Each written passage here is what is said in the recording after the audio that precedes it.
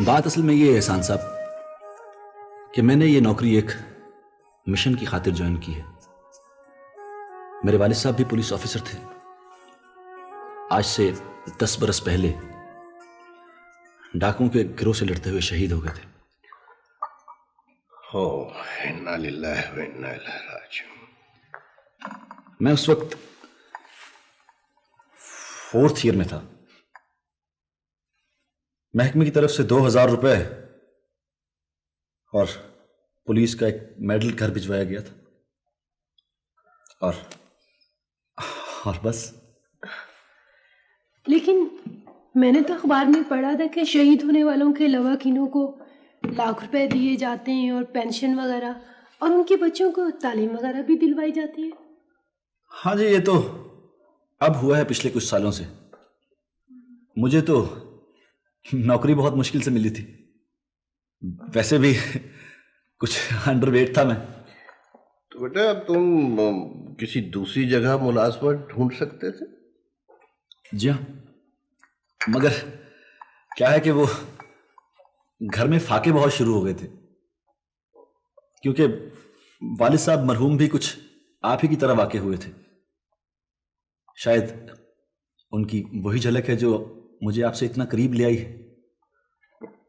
لیکن اصل وجہ کچھ اور تھی. وہ کیا؟ وہ یہ تھی بیٹا کہ مجھے پتہ چل گیا تھا کہ میرے والد صاحب کو باقاعدہ ایک سازش کے تحت مروایا گیا ہے.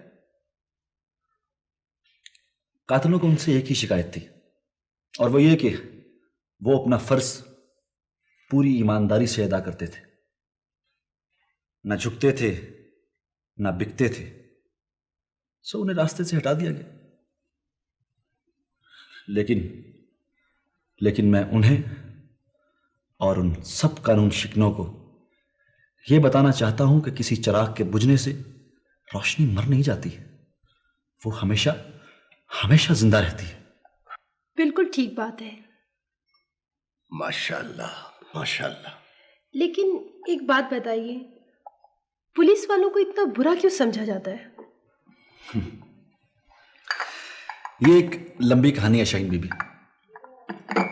کچھ تو انگریز نے اس محکمے کو بنایا اس طرح سے کہ اس کے ذریعے عوام کو ڈرا کے رکھا جائے، اور کچھ برائیاں وقت کے ساتھ ساتھ خود ہم نے اس کا حصہ بنا دی. سو ہوا یوں کہ پولیس والے عوام کی مدد کرنے کی بجائے خود اپنی مدد آپ کرنے لگے. لیکن یہ تصویر کا صرف ایک رخ ہے. اب یہ اتفاق ہے کہ لوگوں کے سامنے زیادہ یہی تاریک پہلو آتا ہے. سو وہ بھی اپنی جگہ حق بجانب ہے. لیکن اخبارات میں بھی تو آپ لوگوں کے بارے میں کبھی کوئی اچھی بات نہیں آتی. لیکن آپ کو دیکھ کے تو میں کنفیوز ہو گئی کہ پولیس والے اتنے اچھے بھی ہو سکتے ہیں. اچھے برے لوگ تو ہر جگہ پہ ہوتے ہیں مس شاہین. اور رہی اخبارات کی بات، تو وہ اپنا اخبار بیچنے کے لیے عوام کی نفسیات سے کھیلتے ہیں. جرم کی خبر میں سنسنی تو ہوتی ہے، سو کبھی کبھی وہ سارا ملبہ پولیس پہ ڈال دیتے ہیں. عوام کا غصہ نکل جاتا ہے، ان کا اخبار بک جاتا ہے. مگر بیٹا سارے پولیس والے تمہاری طرح تو نہیں ہوتے نا. بہت تنگ ہے خلق خدا ان سے. اخبار والے سبھی کچھ تو غلط نہیں لکھتے. ایک غریب آدمی کے لیے انصاف حاصل کرنا جتنا مشکل ہوتا ہے اتنا ہی آسان ایک دولت مند کے لیے اس سے کھیلنا ہے. اور اس سارے عمل میں پولیس ہمیشہ زور والے کا ساتھ دیتی. ہاں، آپ ٹھیک کہتے ہیں. لیکن مجھے اخبارات سے صرف اتنی شکایت ہے کہ وہ جرم کو بہت بڑھا چڑھا کر اور ہماری صحیح کارکردگی کو بھی بہت گھٹا کر پیش کرتے ہیں. اس سے رشوت خوروں کو تو کوئی فرق نہیں پڑتا، لیکن محنت اور ایمانداری سے کام کرنے والوں کی بہت دل شکنی ہوتی ہے. آپ ٹھیک کہتے ہیں. اب آپ دیکھ لیجئے، سب کو پتا ہے کہ سردار دلاور کی کوٹھی میں اشتہاری مجرم اور قاتل موجود ہے، لیکن کوئی ہمیں ان پہ ہاتھ ڈالنے نہیں دیتا.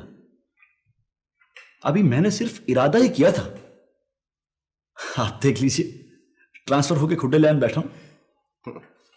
کاش کاش کوئی اخبار والا اس پہ بھی لکھے. سب جانتے ہیں اسے. آپ مت لگیے گا ان کے منہ.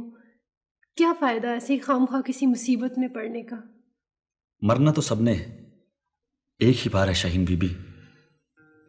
اللہ تعالیٰ سے صرف ایک دعا ہے کہ بے شک تھوڑی عمر دے پر عزت کی دے.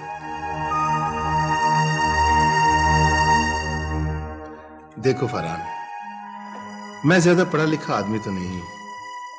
میں نہیں جانتا کہ تمہاری کتابوں میں کیا لکھا ہے, لیکن ایک بات میں جانتا ہوں کہ اس دنیا میں عزت صرف طاقت کی ہے, اور طاقت ایسی چیز ہے جو اپنا رستہ بنانے کے لیے کسی کتاب کی محتاج نہیں ہوتی.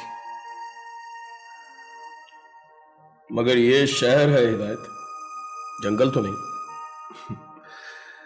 پتہ نہیں تم لوگ شہر اور جنگل میں کیسے فرق کرتے ہو, میری سمجھ سے باہر. خیر چھوڑو ان باتوں کو یار, تیرے میرے بحث کرنے سے یہ مسئلہ حل تو ہو نہیں جانا.